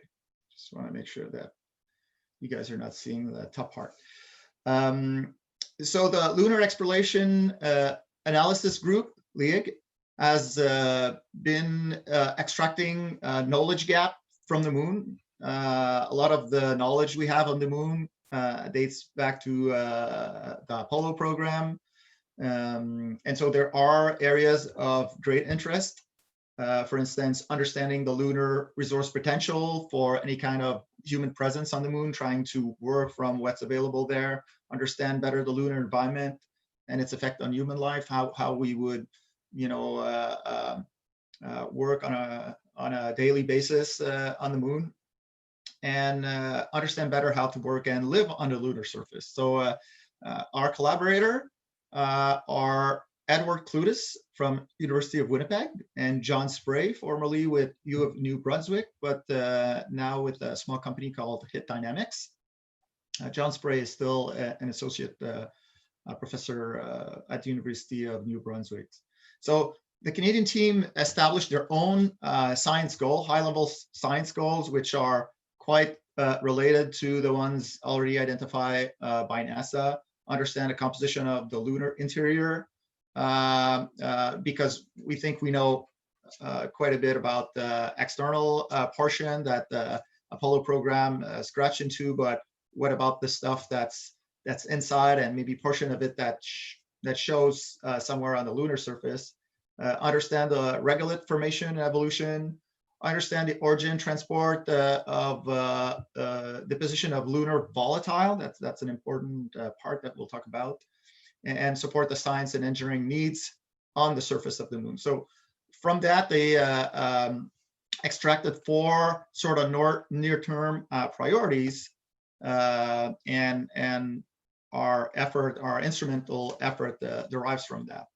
So the first one is there's a large interest about the so-called SPA impact event, the South Pole Aitken impact event. So this was formed by a big collision quite soon after the moon and Earth were formed. It's a very, very large crater impact that we see on the image here, lower left. And presumably a lot of the material from inside the moon resurfaced in some of the areas. So analyzing the ejecta from such an impact gives us a lot of information on the lunar interior, and also can give us a wider mix of material that we could have access to.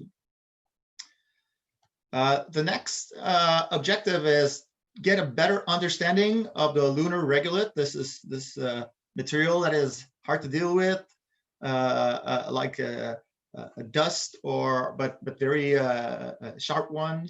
And but how does it varies according to the different region, for instance, near the South Poles and things like that, and how we would have to deal with it. We already know the annoyance it can present for mechanical structures, optics, but also for a human presence over a longer term. So we want to understand better the property of this material. The third objective, which is one of high interest, is get more information about the stuff that is hidden in the permanently shadowed region. So because the pressure on the moon is so low, it's essentially a near vacuum. Any kind of liquids or would volatile instantly, would vaporize instantly, and would be blown away because of the lack of a strong gravity pull. But in some cases, those volatile could have condensed on permanently shadowed region where it's very cold, and then they get into a solid form. So presumably in those permanently shadowed region, we would have access to a more diverse set of material that could give rise opportunities for other element that would be of uses. So understanding better the composition of material that's hidden there is believed to be a strong contributor to how to exploit the resource on the moon, for instance. And the last one, of course, is to identify these sites and characterize, things like concentration, things like that. A little bit like you would do when you do a mining prospector. You extrapolate a certain area that have a higher concentration in this or that material, and then it gives you information on where to get these materials. This is just information I pulled out of generic sites on what is mainly present on the moon, so the main element you could work from, and their molecular form in the way they're found.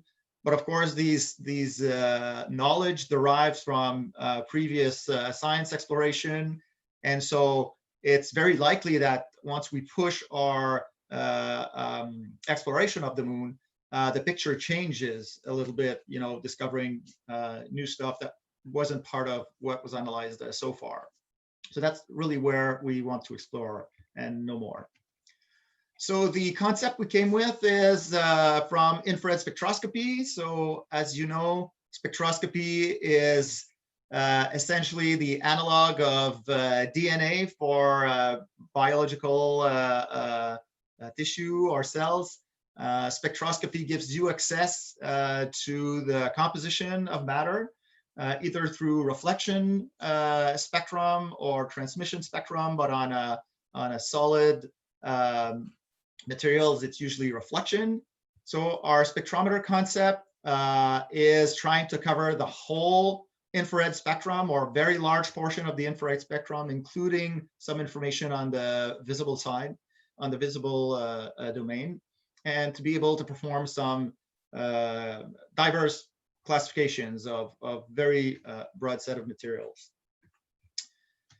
The observing concept is to first start, of course, with an imager that gives you a high resolution information about what's ahead.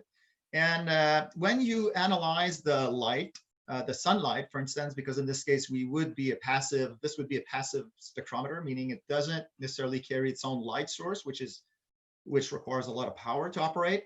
We are lucky enough on the moon that we have access to the sun. That is probably the brightest infrared light source you can hope for.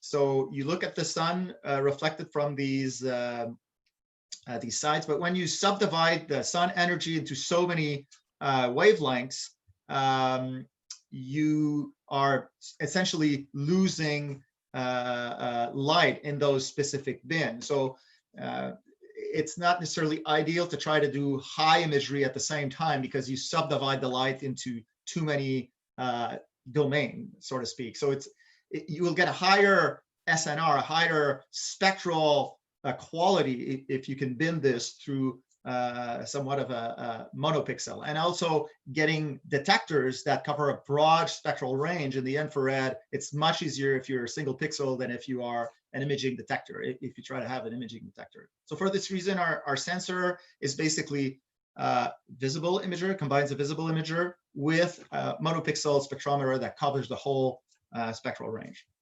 So the operational concept is you would have this Mars image, but actually the spectrometer is just a few points that you sample around the field. So basically, you have the imager that observes a larger field to give you some context information, and then you have at the center of it a concentrated field of view where the infrared sensor is concentrated, and then you can move that around to look at different areas in the field of view that are of interest. So coming to the instrument specification, as I said, the goal is to cover a very broad spectral range.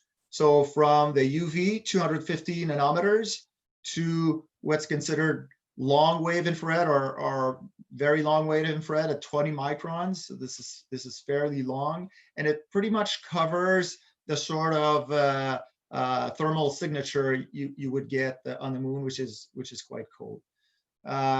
The number of spectral point that we're talking about, the richness of the spectra, is really beyond hyperspectral. Sometimes people refer to hyperspectral when you get more than 100 bands, for instance. In the SWIR region, we're talking about 2,500 bands in the SWIR, about 1,000 bands in the mid-wave infrared, close to 400 in the long-wave infrared, and a little less than that in the very long-wave infrared. And we'll see that our instrument architectures allows us to get all these bands together in a simple instrument.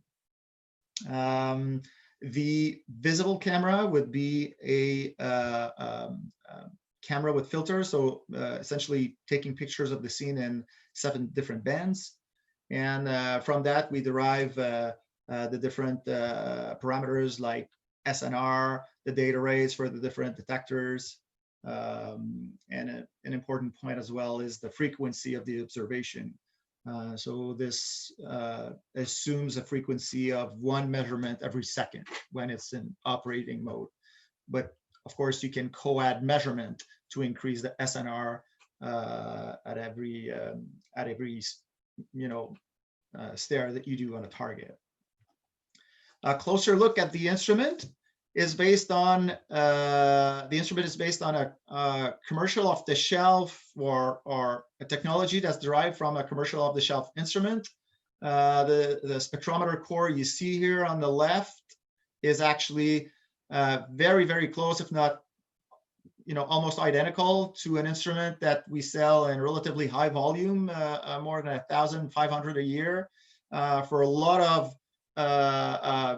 quality measurement and industrial processes across the world. And the advantage of this instrument is that you can get a very high spectral resolution with a relatively compact architecture, plus cover a wide spectral range. So basically the light comes in from outside the instrument box. We will see how this works with an extendable boom.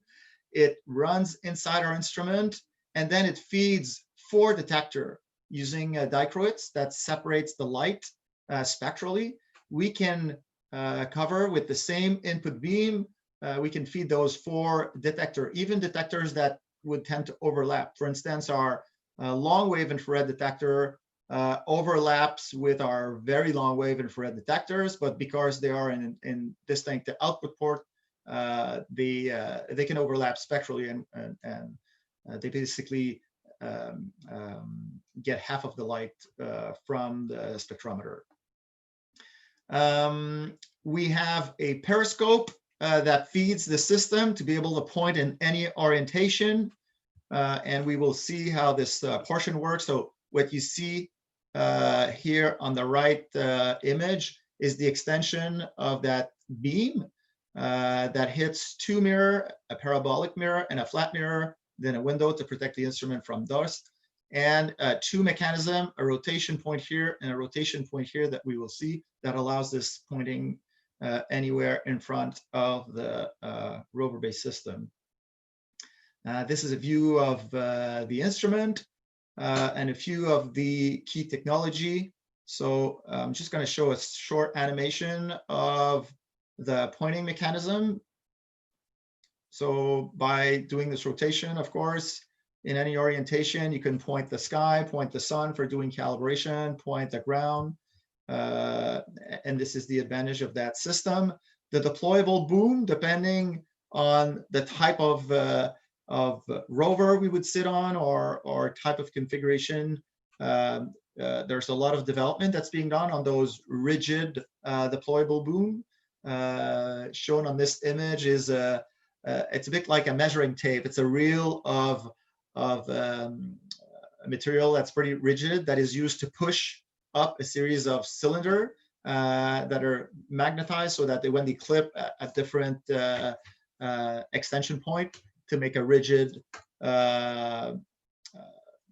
deployed boom, but it's a single way system. Once it's deployed, that's it. You've reached your configuration, and that's something that can work on the moon given the low gravity environment. Not necessarily something that behaves that is so easy to execute on the Earth. Next slide, I'm going to show the allocation for an instrument like this. So this one would be for a large rover. We're talking 12 centimeter by 25 by 35, and an instrument mass that's roughly around 7-8 kilograms for an average power of less than 25, or around, depending on how much contingency you account for, 25, 30 watts in the nominal operating mode. CSA has come up recently with an opportunity for a micro rover deployment, a short duration mission, but that gives access to the moon on a short time scale. So we studied configuration where we removed the extendable boom and periscope and fix the system to a rover, because any rover will have, some level of at least yaw capability with its wheel system. Depending on the terrain, you will have some pitch ability, and the roll, although roll in our case is not so important. we're much more interested about pitch and yaw. It could be easy to implement with the last fold mirror, some minute pitch control. The other descopes that we can do is to reduce the detector, not necessarily for size consideration mainly, but power in this case. The less detector you have to drive and sample, the less power you consume. But it does also help on some of the geometry and weight aspect as well, as always, just for the associated electronics.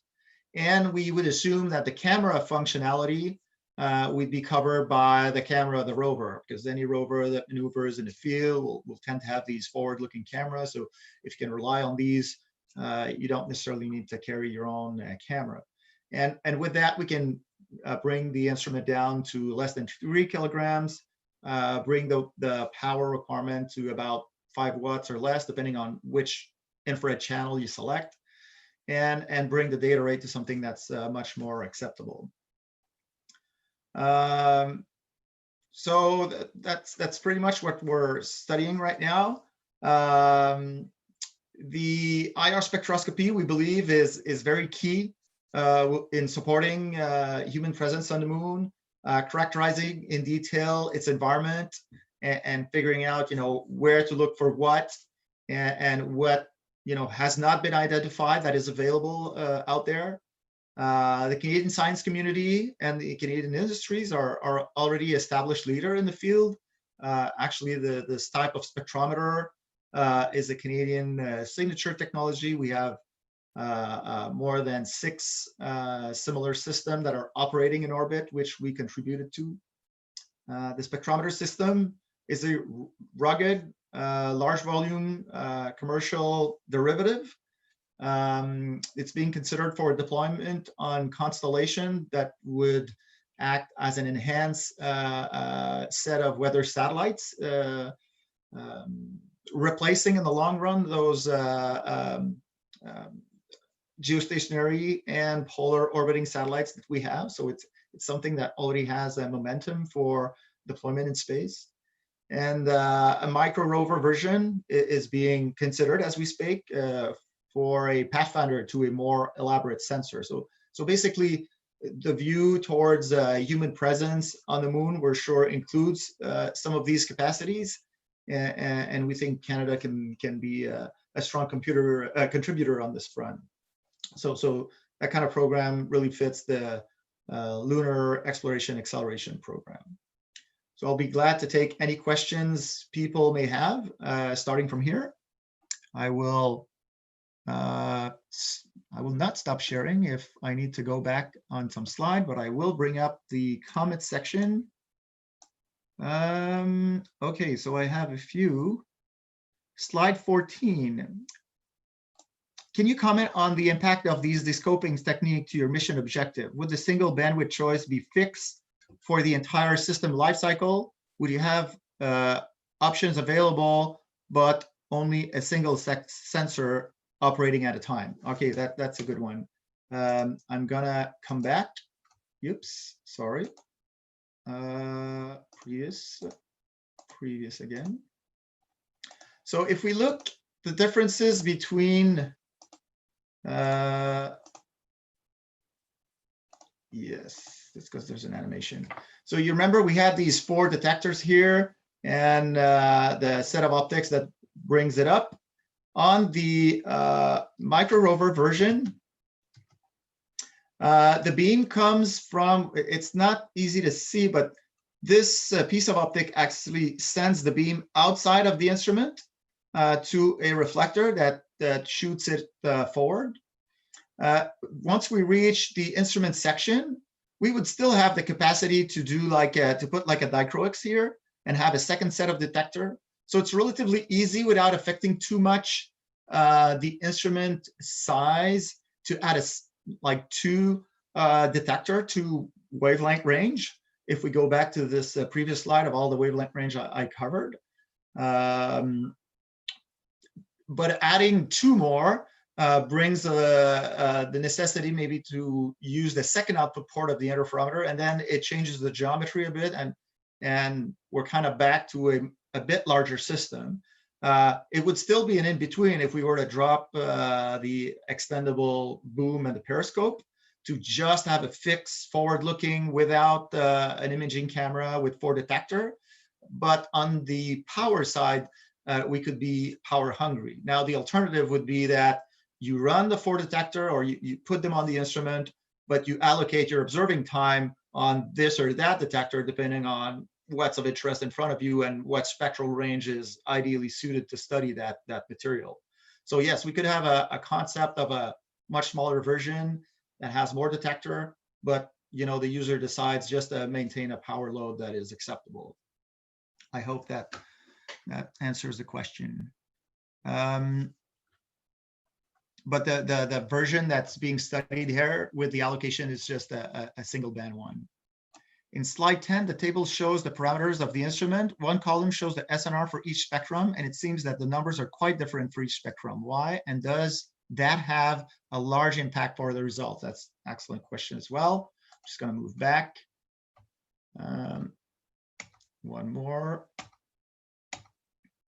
Okay, so that's the important table, maybe the main takeaway message.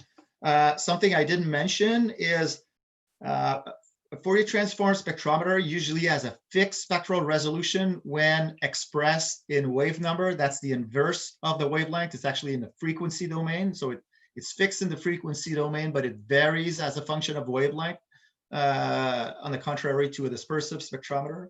What I wrote there, the maximum resolution is a conversion to the wavelength grid on either side of the wavelength range. For instance, you would get a 0.034 spectral resolution at 0.7 micron, 700 nanometers, and a 0.3 nanometer resolution at 2.4, and the same for all these bands. So that's the explanation.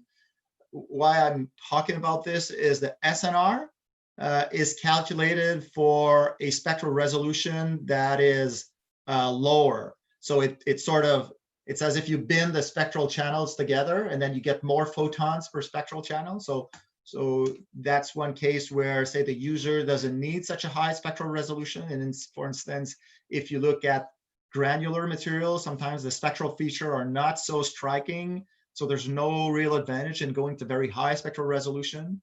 And that's something that's very easy to implement with a Fourier transform spectrometer. You just scan the mirror over a smaller distance, and you increase the SNR by sort of binning spectrally these channels. So the SNR varies from one detector to another, depending on the strength of the sun reflected energy, the strength of the sun. So these SNR were calculated for certain angle of illumination on the sun, certain reflectance from the material. Also, well, the spectral resolution, as I said, the frequency, the 1 hertz sampling, and the performance of the detector and its driving electronics, including the temperature at which the detector is operated. For instance, the very long wave infrared is a pyroelectric detector. It's not really cool, and it's not as efficient as MCT detector that is planned to be used in the long wave infrared thermoelectrically cool detector. This is why we get much more SNR in this range. And as we approach, for instance, the SWIR region, the sun illumination is stronger and stronger towards the yellow, where we have the sun peak, and this is why you have this variation. So it depends on the sun spectrum and the detector performance. I'm just going to go in the chat. I have another question. Thanks for the presentation. Have you assessed the survivability of the instrument detector electronics at minus 170 Celsius and revival and performance after 14 Earth days? Excellent question again. So some of our spectrometers were being tested at very low temperature. For instance, we were supposed to present at the original CASI a paper on a Fourier transform spectrometer for the Spica mission, which was going to operate at 4 Kelvin. So we've done a lot of work on operating not exactly that spectrometer, but one that's with cube corner mirrors, actuated with flexure system, down to 4 Kelvin in cooling chambers in the University of Lethbridge. I won't say that this one would perform at 4 Kelvin, of course, but it just show you the reach of what these systems can get to. Typically, the problem when you cool an instrument like that down is to care for the optics and making sure that you still get interferometric quality optics to get a good response from the system. So the part you would mostly worry about is this 0.7 micron performance. Like, what would the efficiency be, and would you have a drop over that? But other than that, the detectors, enjoy being operated cooler. Laser, there's a metrology laser that runs in these systems that will tend to operate at warmer temperature than this. But we have had good performance with system operating down to those temperatures. So it's more an implementation problem than a fundamental health issues. And in terms of performance after 14 days, I would say the greatest threat to performance like that would be how do you manage the dust that accumulates on the window, for instance, and how do you clear that out? Because if you jam the window of the spectrometer, that's pretty much the end of it. Okay, I'm trying to look for more questions. I think we covered most of the material, and we're down to the end of the session. So I think I'll hand it out to, oh, I see just one last question. Any comments on rover integration schedule? So when we were first funded with the scientists and the CSA, it was rover agnostic to start with. It was a study focused on the sensor and the science that would go with it, without worrying too much about the rover for now. But when the opportunity for the micro rover came at, this is something we need to work on, how to integrate a micro rover version, because it's a more immediate opportunity for us. All right, I'm gonna pass the microphone to Jeff, which I think is willing to take over or is ready to take over. I'm just gonna stop sharing. Oh yeah, already did that. All set, Fred. All right. Well, that, geez, as a moderator, Fred, you've really outdone yourself. It's not every day you can finish something on a theoretical within 1 minute of a 120-minute schedule. So congratulations on that. So on behalf of CASI and all our audience participants, I'd like to thank today's session moderator, Fred Grandmont of ABB, and panelists Chen Li from the University of Saskatchewan, Chonggang Du from York University, Rachael Lorsa, University of Calgary, and Rahul Ravin from the University of Alberta for sharing their insights during this very interesting and informative event. The CASI ASTRO 2020 virtual series of events seeks to provide the Canadian space community the opportunity to share a wide variety of ideas about space in a virtual space. Details about upcoming CASI ASTRO 2020 virtual series sessions can be found as they are confirmed on the CASI website. So some are under discussion now, and they will be found in detail on the CASI site as the details come together. Our next online event is a meeting of the Ottawa branch of CASI, so we have other kinds of online activities. The next one is an Ottawa branch meeting that's happening this Thursday, November 26th from 5 to 6 p.m. And this is going to feature a panel discussion on the topic Career Planning in Our New World, led by Malcolm Imre from the National Research Council Aerospace Group, and Omar Bajid, who is co-chair of the Ottawa branch, and he's with his company called MBS Aero Support. Bear in mind that the usual Ottawa branch hospitality will be offered, including light hors d'oeuvres and a cash bar. Although you may have to make that happen yourself, but you can pretend. This Saturday and Sunday, November 28th and 29th, our CASI Ryerson branch, in collaboration with the Ryerson chapter of Engineers Without Borders, will present an interactive Zoom-based webinar with the theme Sustainability and Equity Within Aerospace, the Direction of Industry. And this will feature educational and professional panels exploring a wide variety of topics with robust audience participation strongly encouraged. Login information will be found on the CASI website once again. CASI activities are meant to benefit individuals who are passionate about space and aeronautics, and also the organizations with which they are associated, especially those that are members of the Institute, such as ABB and the Canadian Space Agency. Over the course of 2020, CASI headquarters has focused on delivering content within the increasingly ubiquitous virtual environment. Through 2021, we will be holding online and maybe even on-site, who knows, events that offer to industry, academia, and government the opportunity for elevated visibility within the communities that you really want to reach. So these are highly targeted opportunities. And the way you take advantage of them is to be a sponsor or to collaborate with CASI in some other role.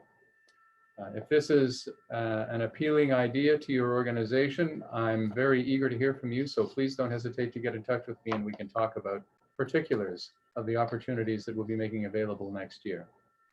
I'd like to thank my CASI headquarters colleagues, April Duffy and Todd Legault, for handling the sometimes challenging logistics that facilitate our virtual series of events. I hope our paths will cross again soon. And meanwhile, please be patient with the constraints of COVID-19. Keep yourself and others safe. Goodbye for now. Au revoir et à la prochaine.